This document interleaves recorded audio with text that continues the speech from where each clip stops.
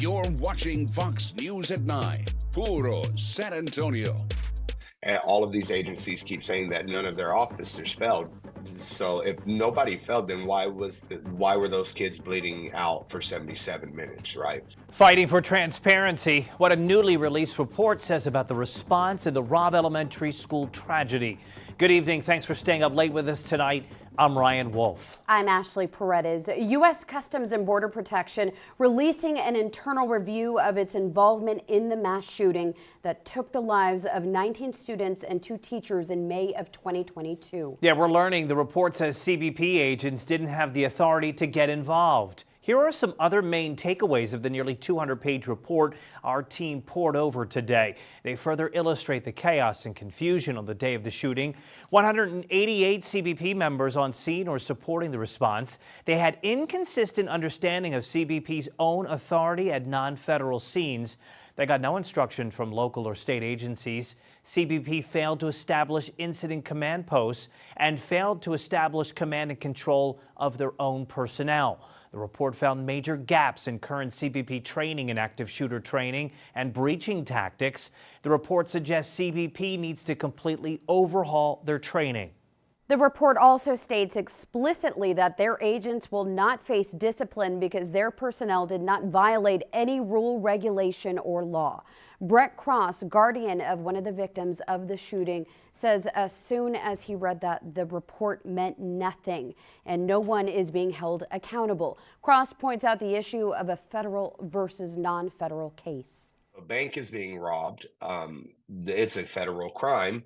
And then Border Patrol isn't worried about jurisdiction. The excuse that they use is such a ridiculous one. Doors.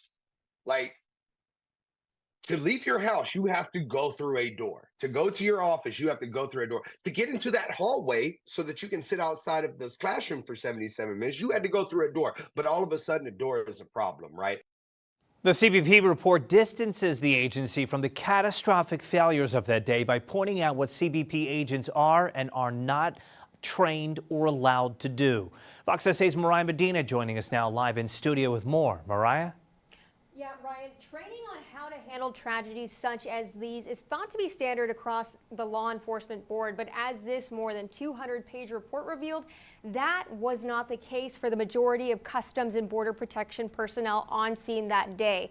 Training on the fundamentals of how federal agents should work with state and local law enforcement during a critical incident like this is actually optional for CBP agents. Of the agents that responded to Robb Elementary School that day, a little over 75% of them had never received the proper training on those protocols. And even more shocking, the report states, quote, CBP law enforcement officers lacked explicit authority to respond to the incident at Robb Elementary School to assist state and local authorities, meaning that those agents might have acted outside of their authority and broken rules in trying to stop the shooter.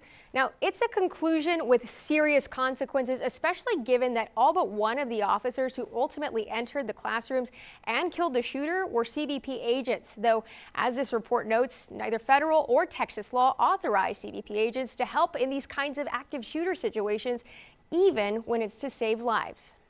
Mariah, thank you. And our Yami Viethin continues our team coverage now with the retired Border Patrol agent in charge of that specialty unit whose member killed the Uvalde shooter.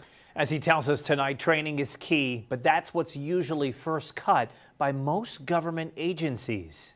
I knew that once our team got there, the threat would be terminated. John Morris is the retired special agent in charge who helped establish the BORTAC unit, or Border Patrol Tactical Unit, in Del Rio 13 years ago.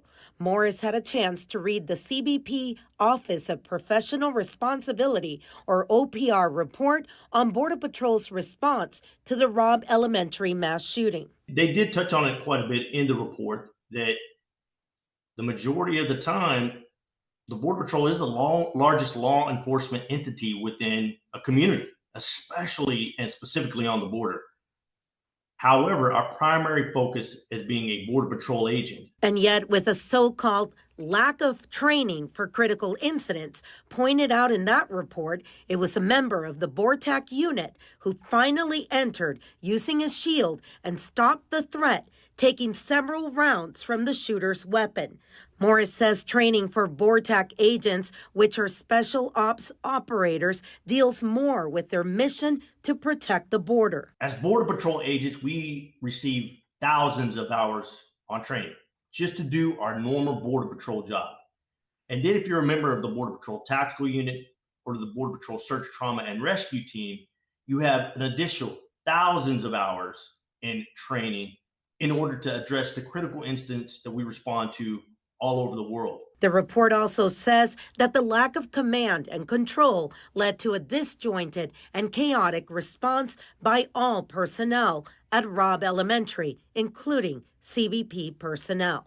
The only thing that will stop somebody that is committed to doing a violent act is someone that is equally committed to making. All right, thanks to Yami Virheen for that. This report also shedding new light on the role played by the former chief of the Uvalde School's police department.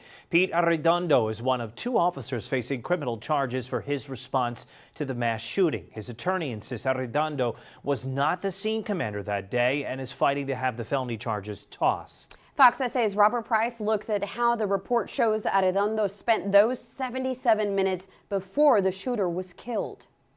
We had 400 plus police officers respond, and it took over an hour for the situation to conclude. That's unacceptable. But attorney Paul Looney says that doesn't mean his client, former Uvalde School's police chief Pete Arredondo, should be charged with a crime for his response to the Robb Elementary mass shooting. It has allegations and it has emotional appeal, but it doesn't even tell us that anything he did is against the law in the state of Texas. Now, thanks to this 200-page report from Customs and Border Protection, we're getting a better sense of the timeline on the day of the shooting and why it took 77 minutes to confront the shooter. At 12:08 p.m., 35 minutes after the gunman opened fire, body camera footage shows Arredondo making it clear, "We're gonna clear out before we do any breaching. I'm going to verify what's been vacated before we do any breaching, but time is on our side right now." A major focus for him, getting a master key to the classrooms. 12:10 p.m., quote, "I'm getting a master key and we're going to check one room that we can't open. It's dark. I need to verify the West Wing is completely empty." 12:26, "People are going to ask why we are taking so long, okay? So that's what. We're trying to preserve the rest of the lives first." But still no key.